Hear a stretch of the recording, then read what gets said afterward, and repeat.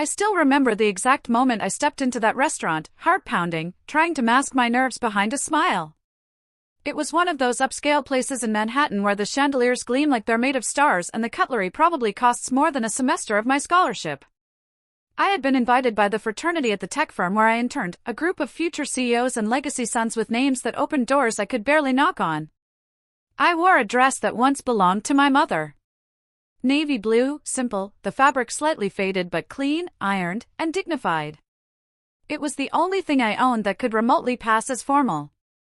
I remember standing in front of the mirror in my tiny dorm room, convincing myself that confidence was more important than designer labels. As I entered, their gazes found me instantly. Some gave polite nods. Others barely acknowledged me. I knew my place. I was the girl on scholarship. The one who brewed coffee while they discussed ski trips and luxury internships handed down like heirlooms. I chose a seat near the end of the table, hoping to go unnoticed. But of course, that was never going to happen. Vanessa arrived fashionably late, as always. Her dress shimmered under the lights, something haute couture, no doubt. She walked like she owned the room, which, in some twisted way, she probably did. She was the daughter of Robert Grayson, real estate mogul, donor to the university, the kind of man who could make or break careers with a phone call. She spotted me and her lips curled into a smile that wasn't one. "Is that the dress?" she said loudly, interrupting the conversation. Everyone turned. "Emily, darling, is that really what you chose to wear tonight?" I forced a smile. "It belonged to my mom." Vanessa tilted her head like she was inspecting a museum artifact. "Well," she said, raising her champagne glass, "it's quaint. I suppose vintage is making a comeback." Then, without pause, she turned to the table and delivered the line that would echo in my head for days. "Is it with that ridiculous dress you plan to impress?"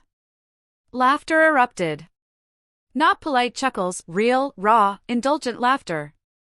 I saw forks drop, people covering their mouths, one guy nearly choking on his wine. I laughed too, or tried to.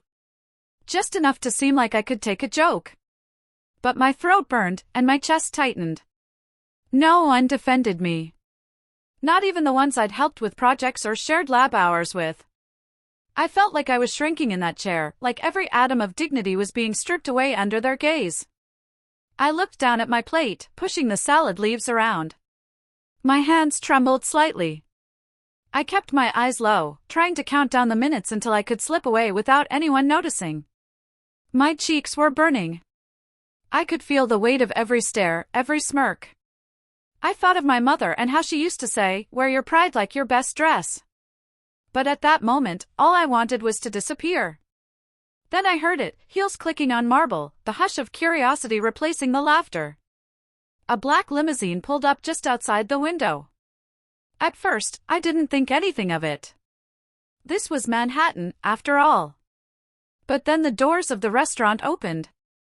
A man in a crisp black suit and polished shoes stepped in. He looked around the room calmly, then walked, purposefully, straight to me. Everyone fell silent. "Miss Bennet," he said, with a slight bow. "We must go. Your helicopter is waiting." At first, I thought it was a prank. Some cruel setup for another round of humiliation.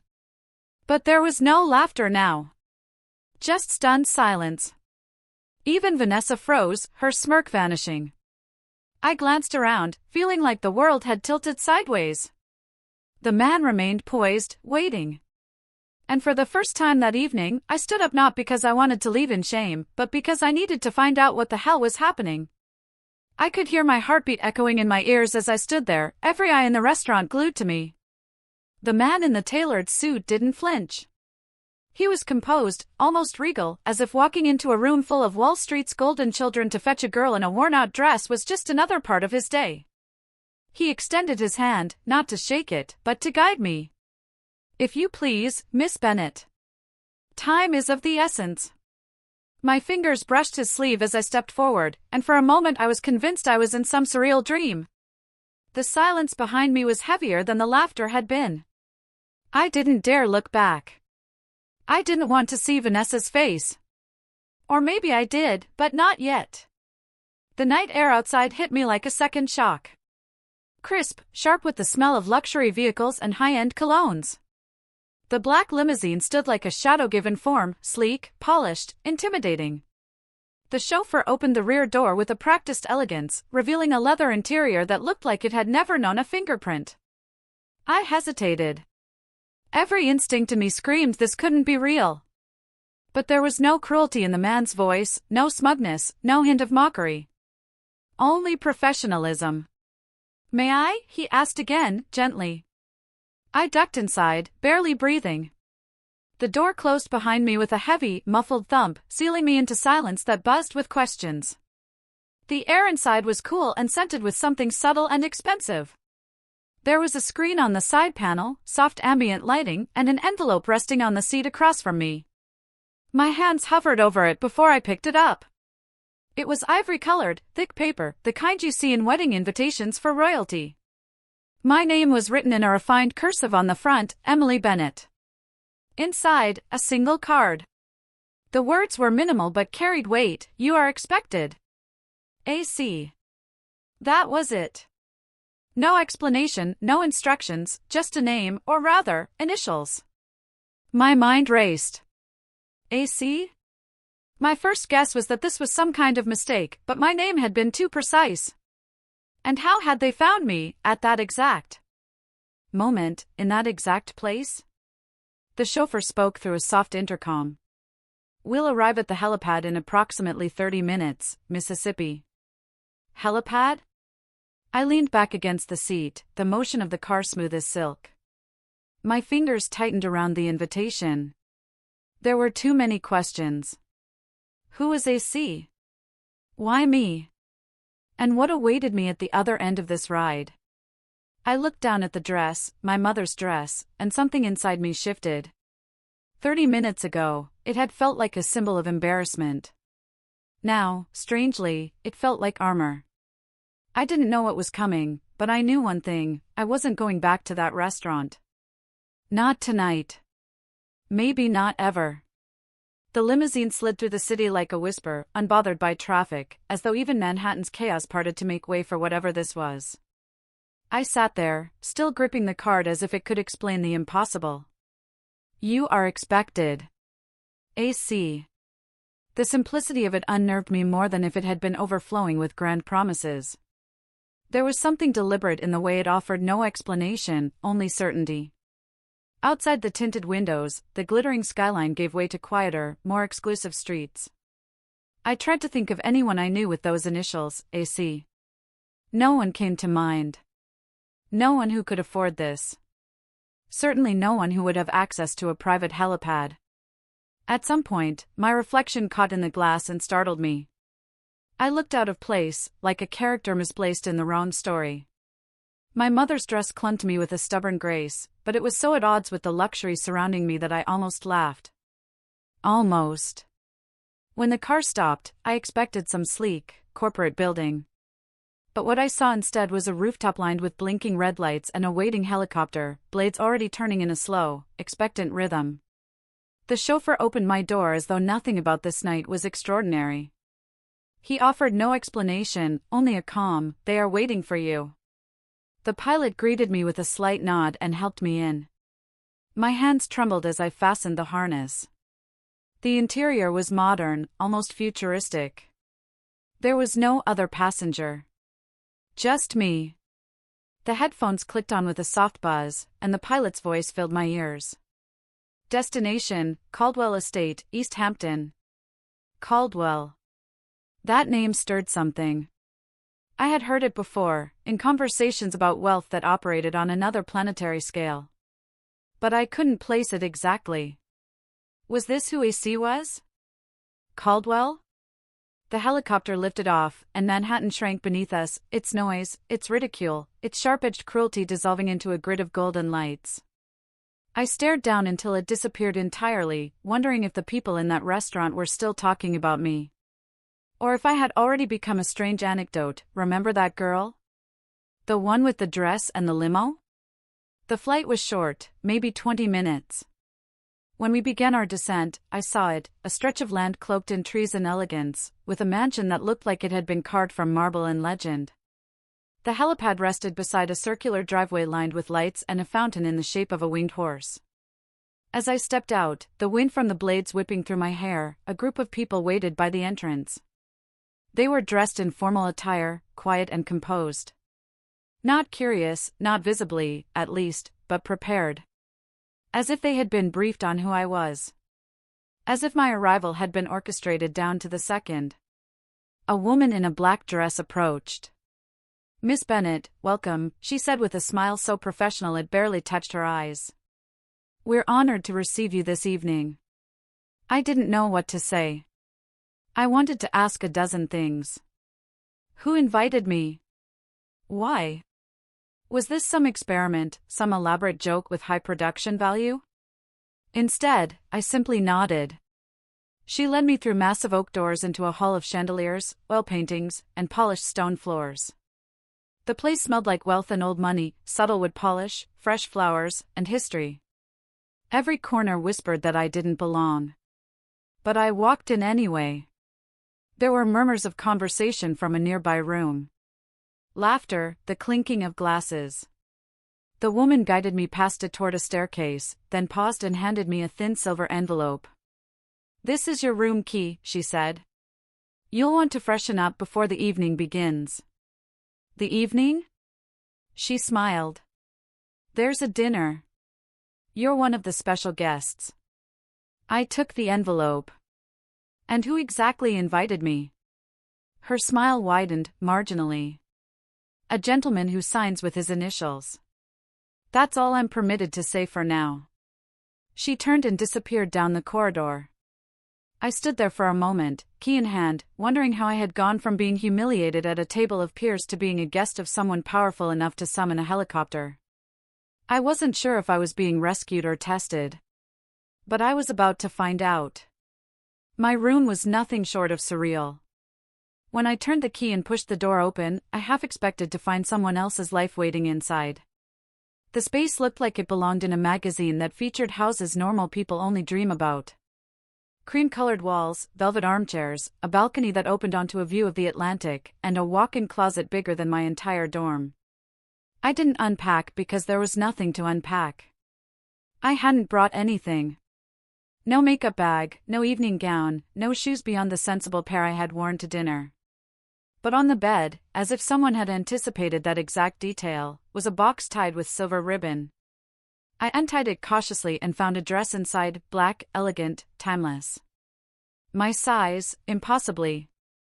Beside it, a note. No signature. Just a message, wear this. Be yourself. I didn't know what kind of world I had stepped into, but I knew enough to understand that it watched me now, not with malice, but with curiosity. Whoever had orchestrated this was watching carefully, waiting to see what I would do next. I showered, dried my hair, and slipped into the dress. It fit like it had been made for me, which, for all I knew, it had. I left my mother's dress folded neatly at the edge of the bed. Not discarded, never that. Just resting. Downstairs, the party was already underway. The mansion had transformed. Crystal lights hung from tall candelabras, and the guests moved through the rooms like characters from a novel, powerful, composed, unreal. I recognized none of them, but they all seemed to know each other. Smiles were exchanged like currency. I kept to the edges at first, walking slowly, pretending I was interested in the art on the walls when I was really trying to catch snippets of conversation. No one looked at me strangely. In fact, many nodded politely, as if I belonged. That was the most disorienting part, not the opulence, not the grandeur, but the ease with which I was absorbed. At some point, a man in a navy suit offered me a glass of champagne. I declined, asking instead for water. He smiled. Of course. The real guests always know what matters. Real guests. The word struck me. Did he think I was someone else? Or did he know exactly who I was? Eventually, I found myself near the long table in the center of the room. Every detail was perfect: cutlery that sparkled, glasses that caught the light, arrangements of white roses and peonies that looked too fresh to be real. A name card sat at each place setting. I found mine easily: Emily Bennett. No title. Just my name. People began to take their seats. I followed. The person to my left was a woman who introduced herself as Diane, an investor in educational startups. She asked what I did, and I hesitated. I'm a computer science student, I said. Still in school. Her smile didn't falter. That's refreshing. So many of these events are filled with people pretending to still be curious about the world. To my right was a man named Carlton, who spoke of digital infrastructure like it was religion. He seemed genuinely interested in my ideas about democratizing access to technology, though I kept waiting for the moment when he'd realize I wasn't one of them. And still, no sign of AC, no dramatic entrance, no toast from a mysterious billionaire. Just conversation, clinking glasses, and an atmosphere so smooth and untroubled that it felt scripted. But I knew someone had written me into this scene for a reason. As dessert arrived, something French and delicate I couldn't name, Carlton leaned in and said, "I imagine this isn't your usual Friday night." I laughed softly. "Not even close." He nodded thoughtfully. "Then I suppose you're wondering who brought you into it." I met his gaze, steady now. "I am." He took a sip of wine, then glanced across the room. "His name is Alexander Caldwell. That's all I'll say for now. But if he invited you, he has a reason." The name hit me like a subtle shock. I remembered it from somewhere, an article, maybe, or a headline I barely skimmed. Caldwell. The reclusive investor. The one who built his fortune and then disappeared from public life. "He was at your university once," Carlton added. "He heard you speak. Something about digital equity and access for low-income students." I blinked. "That was years ago." "And yet," Carlton said, smiling faintly, "here you are." As the dinner continued, the conversations floated around me, but my mind was fixed on that name. Alexander Caldwell. And the question that now burned quietly inside me: what did he want with me? The name kept echoing in my mind: Alexander Caldwell. It wasn't just the weight of his reputation, or the fortune attached to it. It was the strangeness of the connection. Years ago, I had spoken at a campus event about digital inclusion. I remembered the auditorium, half empty, filled mostly with professors, a few students, and some local community leaders. I had prepared for weeks, never expecting much attention. I certainly didn't expect someone like him to have been there. But now, it made a sliver of sense. Carlton didn't say more after that. He resumed his meal, occasionally offering remarks about venture capital or the flaws in modern educational platforms, but I could tell his real purpose had been fulfilled. He had delivered the name. It was a breadcrumb, left for me to follow at my own pace. I glanced around the room more intentionally after that. Faces turned politely back at me, some curious, some indifferent. But none belonged to a man who matched the mental image I had of Alexander Caldwell. No cameras followed him. No special attention seemed directed toward any guest. He was either not present or hiding in plain sight. The dinner ended with a gentle clinking of glasses and a quiet movement toward another salon filled with live jazz and soft lighting. I slipped away before most had risen, retreating toward the corridor that led to the guest rooms. I needed air, space, something to anchor me. On my way out, I passed a woman in a burgundy dress who whispered something into a man's ear, then looked at me and offered a tight, knowing smile. There was nothing friendly in it. Outside, the breeze carried the scent of salt from the ocean. I walked toward the edge of the garden where the trees opened up to reveal a view of the dark, endless sea. Stars blinked faintly above, muted by the house lights. That's when I heard footsteps behind me, measured, confident. "You found your place easily, I hope," said a voice. I turned. He wasn't what I expected. No designer flash, no aura of self-importance. Just a tall man in a charcoal jacket, no tie, hair slightly tousled, eyes calm but watchful. He looked younger than I thought he'd be, maybe early 30s. There was intelligence in his gaze, but something restrained too, as if he measured everything, including his own presence. Alexander Caldwell? I asked. He nodded once. I hope the invitation wasn't too cryptic. I stared at him. Why me? He smiled, not smugly, but with something like appreciation. I saw you speak. You didn't flinch in a room full of experts. You spoke like someone who'd lived what she was explaining. That's rare. That was 4 years ago. And I never forgot it. The silence between us was strange, comfortable, yet full of tension. I couldn't decide if I was being interviewed or recruited. Or if I was just the subject of some billionaire's curiosity. You've built things with nothing, he continued. That's the kind of person who understands what real innovation should serve. I want you to lead a project. One that can change how communities access technology. Not just donate laptops, reshape systems. It was too much. Too fast. I folded my arms, instinctively defensive. Why me and not someone with more experience? He tilted his head. Because experience is often just repetition. You bring clarity. And courage. For a moment, I believed him. But then, another voice cut through the night. Well, this is unexpected. I turned. Vanessa. She stepped into the light, elegant as always, with that same mocking glint in her eyes. But this time, I saw something else beneath it, recognition. And fury. I didn't realize you two were acquainted, she said, voice dripping with false innocence. Alexander looked at her calmly. Vanessa. Enjoying the evening? She gave a tight smile. Immensely. Though I must say, it's fascinating who makes it onto the guest list these days. I felt my spine straighten. I had come too far tonight to shrink again. Alexander's voice didn't waver. Emily is here because she belongs. Vanessa didn't reply. She just looked at me with eyes that promised something unpleasant. It was clear. She had recognized me, and she didn't like losing control of the narrative.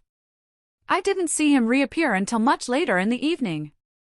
By then, the party had shifted into something quieter, softer lighting, lower music, deeper conversations. I was standing near the terrace, nursing a glass of sparkling water, when I noticed him just beyond the glass doors. Alexander Caldwell. This time, there was no introduction. No dramatic entry. Just him, leaning slightly against a column, speaking with a woman I recognized from a tech ethics panel on campus. When he turned and saw me, he nodded once. That small, deliberate gesture told me everything. It was time. He crossed the space between us with measured steps. Again, no entourage. No performance. Just presence. I hope you've been comfortable, he said. I nodded. More than I expected. He gave a slight smile. Most people don't expect to be seen. I didn't know how to respond to that. So I asked the question that had been burning inside me since I landed. Why me? He paused, then gestured for us to move toward a quieter corner of the room. Because I've been watching your work for a long time. Not just that talk you gave at the university. I've seen your code submissions, your community work, even the tutoring you did anonymously through that after-school program. My stomach flipped. I hadn't realized anyone had noticed. You're not driven by ego, he continued. You're driven by belief. That's rare. And powerful. It took me a moment to gather myself. So, what exactly are you offering? He looked directly at me. I want you to lead a new initiative. A full-scale technology access center. Free education, tools for underserved communities, mentorship. Built around your ideas, not mine. The room around us blurred slightly as his words settled into me. You want me to run this? Design it. Lead it. Name it, if you want. It was absurd. It was impossible. It was everything I'd dreamed of and never allowed myself to believe in. I don't have the experience, I said quietly. You have the clarity.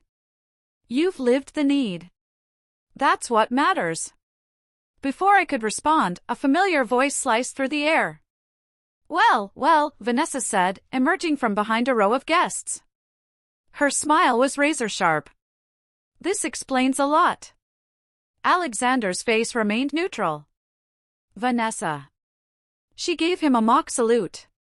Quite the surprise seeing our scholarship girl here. She turned to me, eyes gleaming. Tell me, Emily, how did you manage this little leap? Is it really your ideas, or something else you're offering? My cheeks burned, but I didn't flinch. Not this time. Alexander's voice cut in, calm but firm. Emily is here because she belongs. Don't mistake your discomfort for her unworthiness. Vanessa's eyes narrowed, the corner of her mouth twitching ever so slightly. Then she smiled again, colder now. Of course. I'm just adjusting to the new social order. With that, she walked away, heels clicking like warning shots. I turned back to Alexander. That won't be the last of her. No, he said, it won't. And somehow, I knew he wasn't just talking about the evening. I barely slept that night. Lying in that impossibly soft bed, surrounded by luxury I had never known, I turned everything over in my mind again and again. The offer. The pressure. The attention. Alexander's calm certainty. Vanessa's thinly veiled threat. There was something terrifying in the magnitude of it all. He wanted me to lead a project that could change lives, not just mine, but those of countless others. But saying yes meant more than just accepting an opportunity. It meant stepping into a spotlight I hadn't asked for. It meant risking everything I had protected so carefully, my independence, my dignity, my control over how I moved through the world. By morning, I had made my decision. The sun was barely up when I found Alexander on the back terrace, a cup of coffee in hand, watching the waves roll onto the private beach like they answered only to him. He turned when he heard my footsteps. You're up early, he said. I have an answer. He didn't move, just waited. I'll do it. But on my terms. That got his attention. His brow lifted slightly, intrigued. I won't let it become a vanity project, I continued. It has to be real. Transparent. Community-led. No flashy campaigns or press first. We start small. Local. We listen. We adapt. He nodded slowly. Go on. We build a space that belongs to the people who use it, not the ones who fund it. Accessible language. Flexible programs. Real outcomes. And if it ever turns into something performative, something designed to make rich people feel good, I walk away. There was a long pause. Then he smiled. That's exactly what I hoped you'd say. Relief hit me like a quiet wave, followed by something stronger, purpose. I'll need a team, I said. And data. And time. You'll have them. I took a deep breath, the ocean air sharp and invigorating. Then I'm in. That same afternoon, we flew back to the city. The helicopter ride felt different this time. Less like an escape, more like a beginning. As we descended over Manhattan, I could see my life from above, smaller, distant, but still mine. I wasn't giving up who I was. I was building on it. In the following weeks, everything moved fast. Legal paperwork, strategy meetings, site visits. I chose a neighborhood in Brooklyn, a place I knew, where I had once worked weekends at a corner cafe to pay for textbooks. It felt right to start there. We found a building. Not perfect, but full of potential. I walked through the dusty halls and saw classrooms where none had existed. I saw light pouring through cracked windows and imagined children learning to code beneath it. The idea became form. And then momentum. Alexander kept his word. He provided resources, but never tried to control the vision. He listened more than he spoke. Trusted more than he questioned. I had never expected to find an ally in a man like him, but he gave space where others would have claimed credit. And then, just as things were settling into motion, the first crack appeared. A social media post. Anonymous, but viral within hours. It questioned my credibility. My past. My motives. Claimed I was using my background as a sob story. That the project was a PR move. That I was just another poor girl who got lucky. Photos from that dinner I had tried to forget resurfaced, me in my mother's dress, the laughter frozen in pixels. The caption was cruel. I recognized the tone immediately. Vanessa. She hadn't forgotten. She hadn't let go. And now, she was trying to destroy what I had just begun to build. At first, I told myself it would pass. The post had no author, no source. Just screenshots, cheap commentary, and a narrative twisted to fit a bitter agenda. But the internet doesn't need truth to feed on. It only needs fire. And Vanessa had struck the match. Within 24 hours, it spread across platforms. Threads dissected my past. My scholarship status was dragged into every conversation, like academic merit wasn't enough without money to validate it. Someone found the cafe I used to work in and posted a blurry photo of me behind the counter, apron on, exhausted. It was meant to humiliate. But what hurt more than the lies were the questions they seeded. Is she really qualified? Is this just pity disguised as progress? Did she sleep her way into Caldwell's good graces? I hadn't prepared for this kind of scrutiny. I'd spent years hiding in hard work, believing it was enough to protect me. Now, every part of my story was weaponized. Alexander called me the second day the posts gained traction. His voice was calm but direct. I need to know if you're okay. I'm fine, I lied. I can make a statement. No. Don't. Emily, if you speak, they'll twist it. They'll say you're defending your investment. He paused. Then what do you want to do? I didn't answer right away. I didn't know. I wanted to fight, but I didn't want to play their game. I wanted to defend myself, but not at the cost of the truth. Instead, I said, give me time. And then I logged off everything. I turned off notifications. I walked through the city without my phone, trying to remember what it felt like to just exist without being watched. I visited the site of the Future Center and sat on the concrete floor, alone. I thought about the kids who would someday walk through those doors. What would I tell them about resilience if I couldn't hold on now? But even as I tried to regroup, the storm kept building. A news blog ran a headline, From Cafe Girl to Tech Darling, the real story behind Emily Bennett. They used the word real like a knife. Alexander's team began receiving calls. Some potential partners hesitated. A few dropped out entirely. And yet, despite everything, he didn't waver. He didn't rush to silence the noise. He didn't pull back support.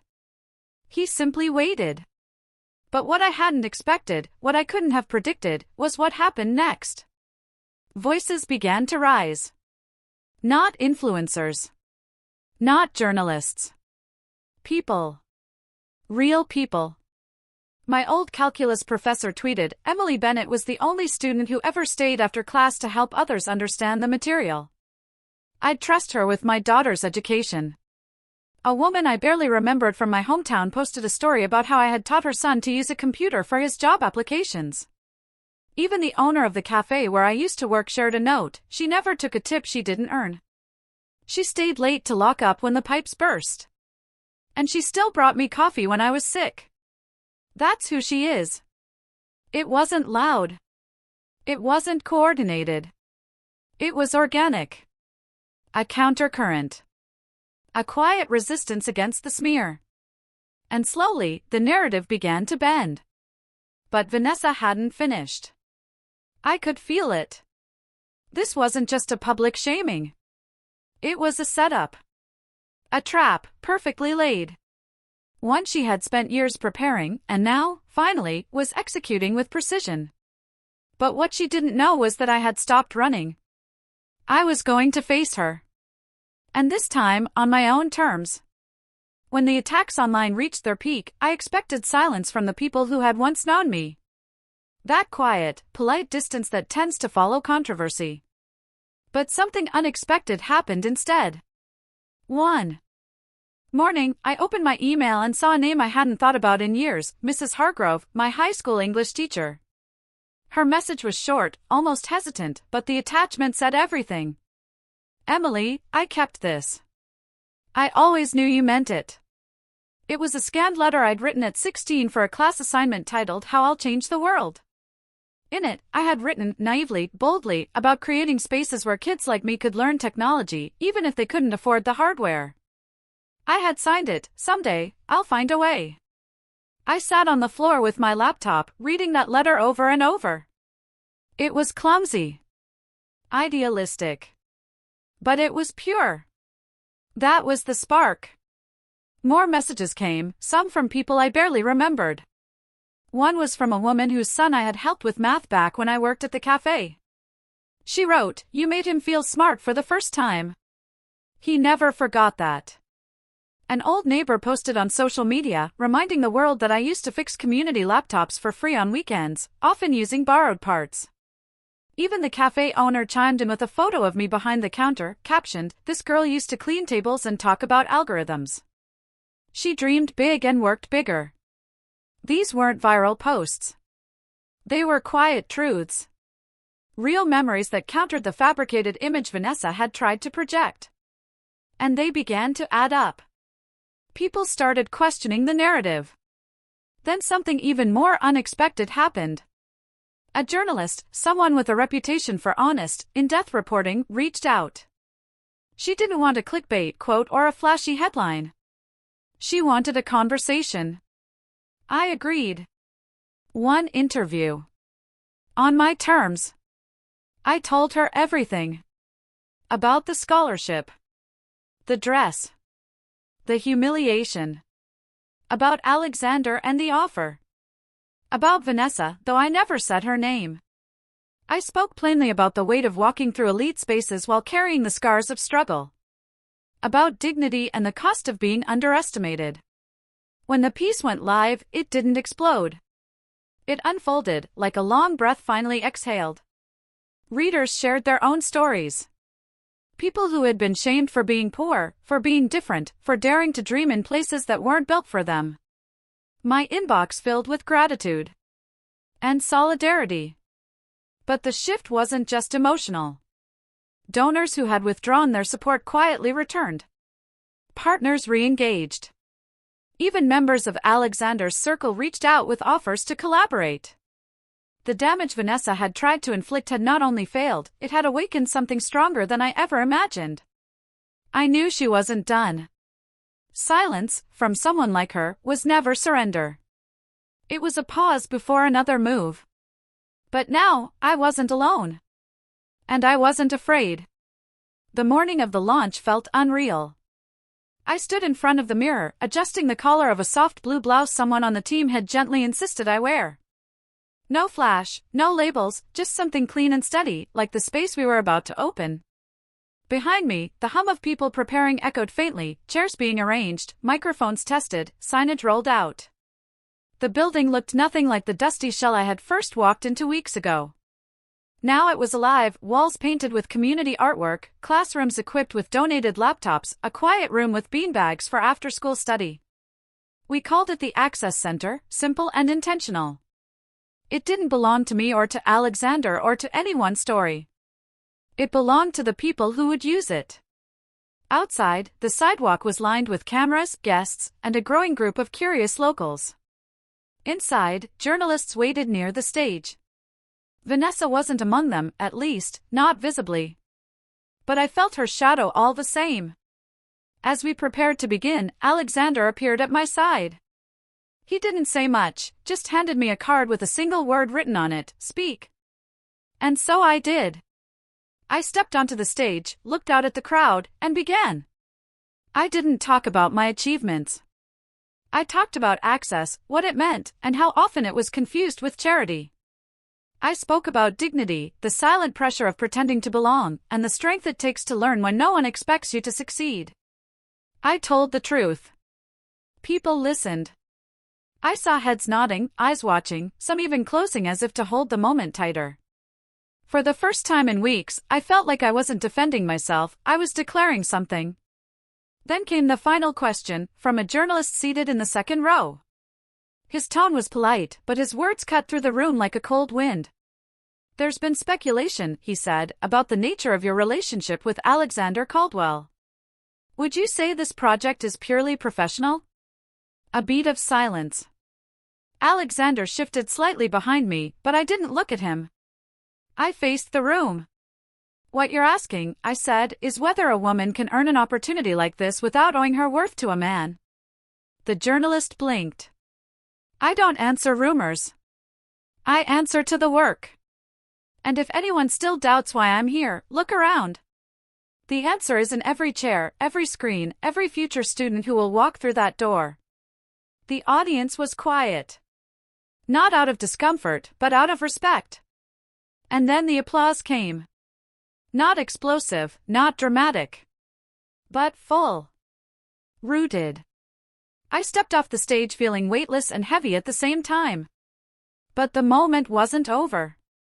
Just as we began to wrap up, a voice called from the side of the stage. I have something to say. Vanessa. She stood there, perfectly styled, eyes sharp, but different. Not triumphant. Not cruel. Something was about to shift. For a moment, everything stood still. Vanessa's voice had cut through the noise of polite applause like a bell, and now the room hung in silence, suspended in the weight of whatever was about to come. She stood near the stage, composed, every detail of her appearance as flawless as always. But this time, there was no smirk. No challenge in her eyes. Just something quieter. Controlled, but heavy. She stepped up beside me, heels clicking softly, and took the microphone without asking. I didn't stop her. No one did. I won't take long, she said. Her voice was steady, clear. And I didn't come here to defend myself. All eyes were on her. Even Alexander had stepped slightly forward from the side of the stage, arms crossed, expression unreadable. I'm not proud of what I've done, Vanessa continued. Especially not recently. The tension in the room tightened. She paused for just a beat, then spoke the words I thought I'd never hear. I was responsible for the smear campaign against Emily Bennett. The silence broke, barely. A few soft gasps, the shuffle of reporters leaning in. No one interrupted. I wanted to discredit her. I didn't believe someone like her deserved the attention, the respect, the position she was given. She turned slightly toward me, not dramatically, just enough to acknowledge my presence. And the truth is, I was wrong. I didn't move. I wasn't sure if I could. My entire body felt like it was balancing on a wire. Vanessa looked back at the audience. What I saw as weakness in her, the dress, the background, the humility, was everything I lacked. I've spent most of my life believing status meant worth. I mistook comfort for superiority. She exhaled. But I watched what she built. Not just this place. Not just the center. But the movement of people who rose to defend her. And I realized it wasn't luck. It wasn't image. It was integrity. She looked at me again, this time fully. Her voice softened. You don't owe me anything, Emily. But I needed to say this publicly because if we're going to ask the world to change, we have to start with our own honesty. I didn't speak. I couldn't. Her words weren't a performance. There was no applause yet, no dramatic music behind her. Just raw, exposed truth. Vanessa nodded once, handed the microphone back, and stepped off the stage. And then, slowly, the room reacted. A few claps. Then more. Not for a redemption arc. Not for approval. But for the possibility of accountability. Of change. I held the mic, heart still racing. I didn't expect that, I said quietly. But I'll say this, real courage isn't perfection. It's owning what you break and choosing to repair it. The applause deepened. And somewhere beneath it all, I felt something loosen inside me. Not victory. Not relief. Something better. Closure. After Vanessa's confession, the energy around me shifted. The cameras moved on, the headlines softened, and, for the first time in weeks, I didn't feel like I was being watched for signs of collapse. I was seen for the work. For the center. For what we were building. The Access Center opened its doors officially the following Monday. We didn't cut a ribbon or hire a celebrity. We just opened the doors. People came, teenagers curious about coding, single parents asking about evening classes, retired workers looking to learn something new. The rooms filled with questions, mistakes, and the quiet thrill of discovery. I spent most days there, not behind a desk, but on the floor with the team. We tested lesson plans, rewired hardware, argued about program design. It was messy, and slow, and exactly right. One afternoon, Vanessa appeared at the door. She didn't make a scene. Just walked through the main room quietly, observing the students, the volunteers, the instructors. Then she asked if we could talk. I led her to the storage area, where we kept spare monitors and worn-out chairs waiting to be repaired. She took a breath. I want to help. Not with words. With resources. I raised an eyebrow. Personal funds, she clarified. No conditions. No public announcement. I just want to repair what I damaged. I didn't answer right away. I thought about the girl I used to be, the one who never imagined a woman like Vanessa could offer anything but scorn. Then I nodded. Fine. But it goes to the Youth Scholarship Program. And your name doesn't go on the wall. She smiled faintly. I wouldn't want it to. The donation came through quietly a week later. It was enough to fund the center's expansion, 2 additional classrooms, a mental health resource corner, and a small staff training budget. For once, silence was a gift. Not long after, I received an offer to speak at a major tech conference in San Francisco. They called it a platform for emerging leaders. I declined. I wasn't interested in being a symbol. I was interested in systems. Alexander understood. When I told him I'd rather stay and scale the center than chase global acclaim, he simply nodded. I expected nothing less, he said. He offered me a long-term partnership instead, one that would allow the center to expand sustainably, but stay rooted in community leadership. I signed the agreement the next morning. By the end of the year, we had 3 more centers in development, 1 in Detroit, 1 in Atlanta, 1 in New Orleans. Each one designed by local leaders we had trained and trusted. The model was working. And I was still wearing the same shoes I'd worn that first night in Manhattan. Not out of pride. But as a reminder.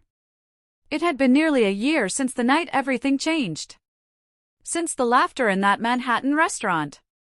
Since the limousine, the helicopter, the offer I never saw coming.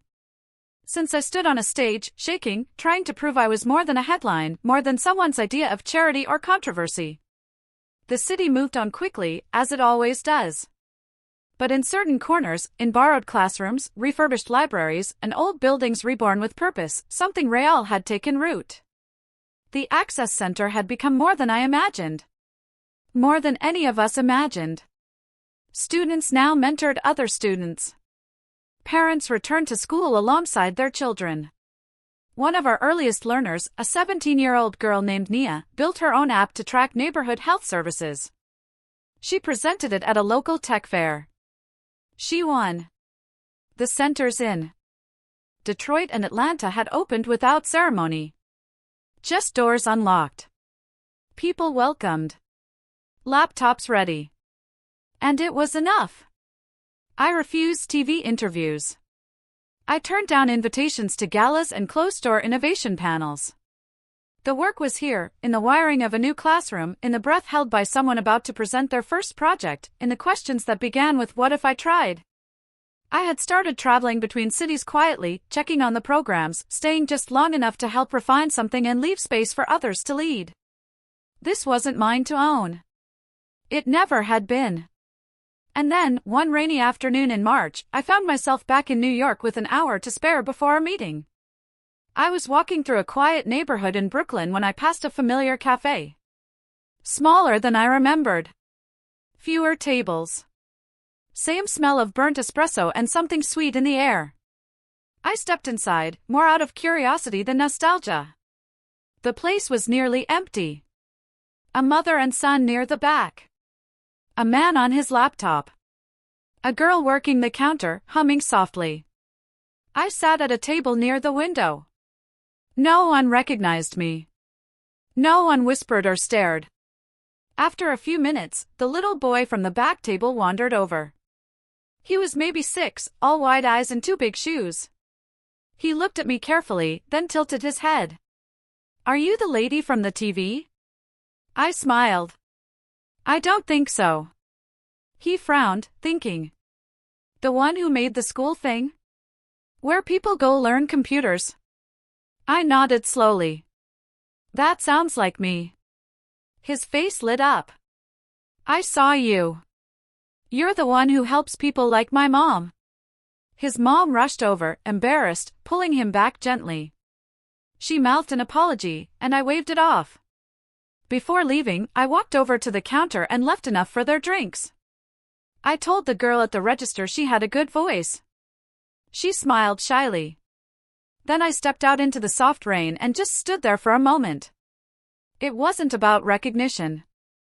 It never had been. It was about that little boy knowing someone built something for him. About his mother sitting in that cafe with a sense of possibility. About people walking into spaces that once told them you don't belong and hearing you do.